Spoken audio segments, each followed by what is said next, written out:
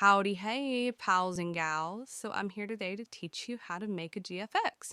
So this one right here was from a client of mine that I ended up doing for free just because of the holidays, and I decided it'd be really cute because I ended up falling in love with their avatar once I saw it. So either way, we're just gonna kind of jump right into it. So I'm here, I'm June, and I'm gonna be showing you how I make my GFXs. So right there you can see I kind of like blurred the thing out. Don't worry, it's totally intentional. I just don't want people seeing my files. But in this first little bit, I'm just downloading the characters themselves. I'm mostly after their hairs, their accessories, or anything like that. If they have any 3D objects, I tend to just delete them because I'm not really good at 3D objects themselves. But then I'm right now on Sketchfab. Sketchfab is where I mainly get my backgrounds from, bleh, when I do different things. So then I'm going into Blender, and then I was figuring out where it was in my folder. But then once I found it, I sized it up really big, so in that way it could not be so tiny. And then what I do is I go into my rigs and I pick out the rig based on the character that was sent to me from my client. Then I played around with the sizes so it's proportionate to the Roblox rig itself. So then once I did have everything set up the way that I liked, I then continued on into looking for an inspo picture so then that way I can get an idea for posing. Then I kind of moved him around and I just played around with him. So I'll speed up this next part so you don't have to sit and watch me play around with all the different angles and just all like the elbows and joints and all the things like that. Because I just like to play around with it until I get something that I really like.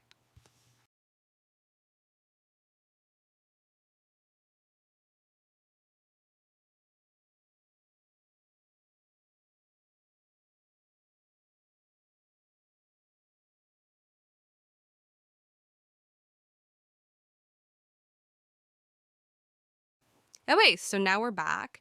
I was just looking for the character that I downloaded from Roblox Studios a little bit earlier, and then now I'm just playing around with some of it, but then I accidentally grouped it all as one item, so I had to split it in order to get it to work the way I wanted it to work. Then I deleted the limb so I could use the rig once instead.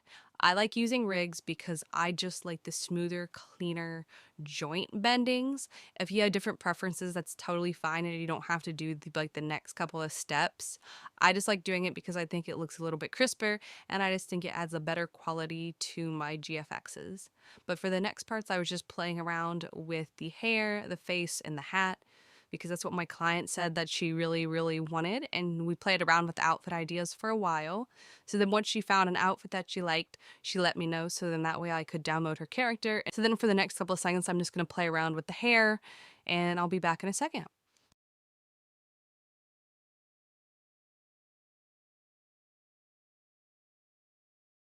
But for the next couple of seconds, I'm just going to let you watch me finish up the other rig for the other person that was also involved for this two-person GFX. Since you already watched me do the first one, I don't think it'll be too much different, and it ended up not being too much different. I tried to save the legs, but it ended up working out when I ended up rendering it. So that's why it's important to always check when rendering, and sometimes changes need to be made, especially if you're not happy with the quality of it. So real quick, I'm just going to stop and make note of me actually adding in the clothing to the rigs. If you kind of want to follow along and do what I do, you're more than welcome to. Basically, I just went to the same file I stored the characters under, and then I just put them under the main texture. Obviously, it could look different based on the rig you use, but I found a really good tutorial on YouTube for the rigs I do have, and it did end up working out. Then I decided to go around in the camera, so in that way when I rendered it, that would be in the frame. So then I'm just playing around with the posing to see what it would look like at the angle that I decided to go with, and then I'm just playing around, turning some little things, making some minor adjustments just to make sure that I like the way it looks.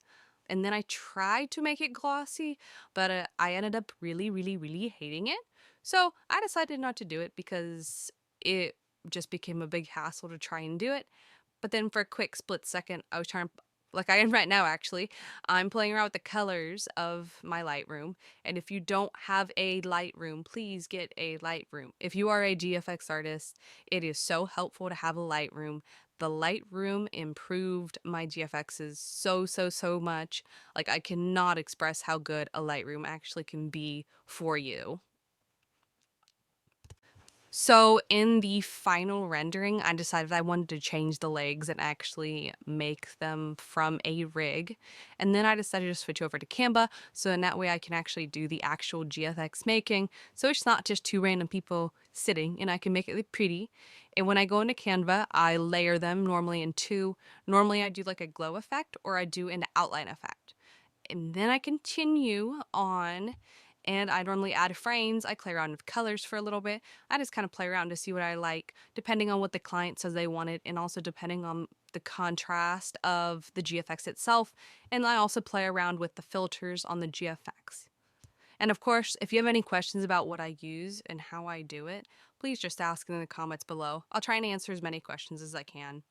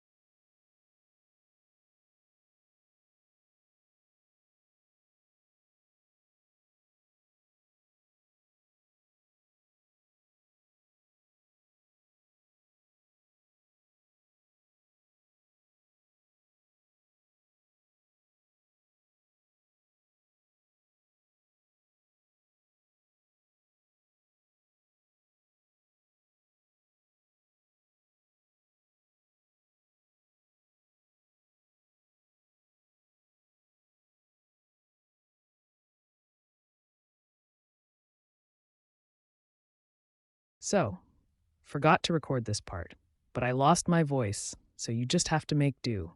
But the client asked me to switch some stuff, so that's what I did. Anyways, have a great rest of your day, and please leave a comment and consider subscribing.